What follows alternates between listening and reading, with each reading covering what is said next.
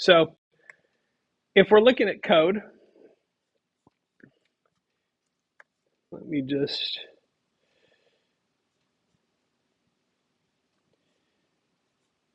get rid of that one. Put that there. Okay, so if we're looking at this in code, let's say we have a file, and I've got one in here.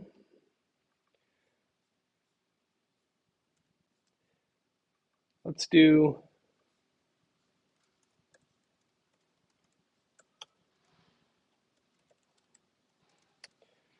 okay, so let's say in mydata1.txt, I've got that,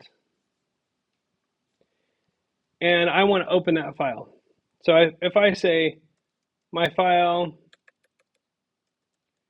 and if I want to name that variable so I know it's a file, I might say fi for the prefix, and then I'll say open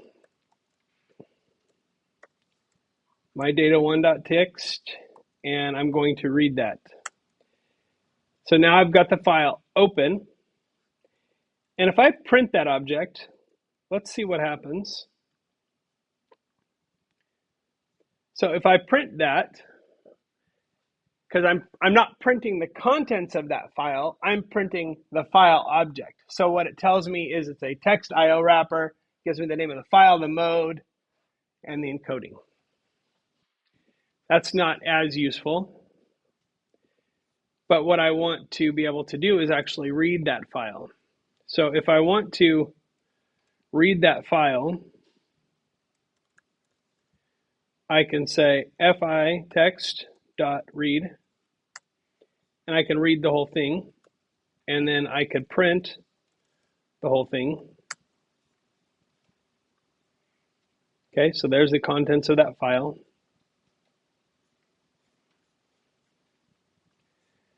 I can also read the first 10 characters of that only. And this looks like 8 characters or 9 characters. Actually 10. It's 10 because I'm getting the new line character at the end of this and the new line character at the end of this. So there's some invisibles there. And if I call that again,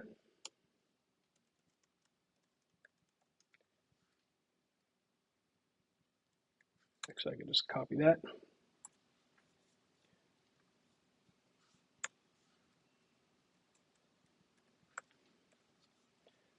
So if I read that again, then it will replace what's in that variable with what's left of that file. If I do it a third time, notice it comes back empty because it's out of file. It doesn't give me an error, it just gives me an empty string. Now if I want to, I can also read that file one line at a time. So each time I do that, it'll read a line and print them out. Now notice here that there's an extra space. And the reason for that is that that line contains a line break already at the end of it.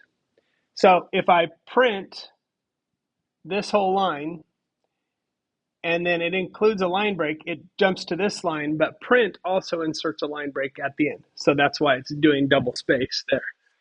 If I want to get rid of that, then what I would do is put strip at the end of that.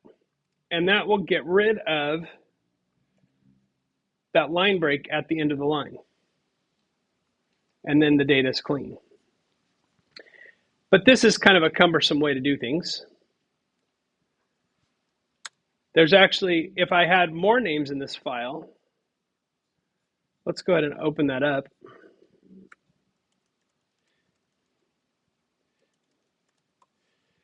Okay, so if I have more names in that file, it becomes cumbersome to do that. How can I print each line like this? I can do this while str text,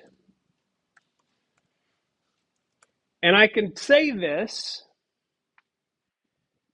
because remember, what evaluates to true and false. So, and as long as this has something in it, it will evaluate to true. And the minute this comes back empty, it becomes false. And then the loop breaks.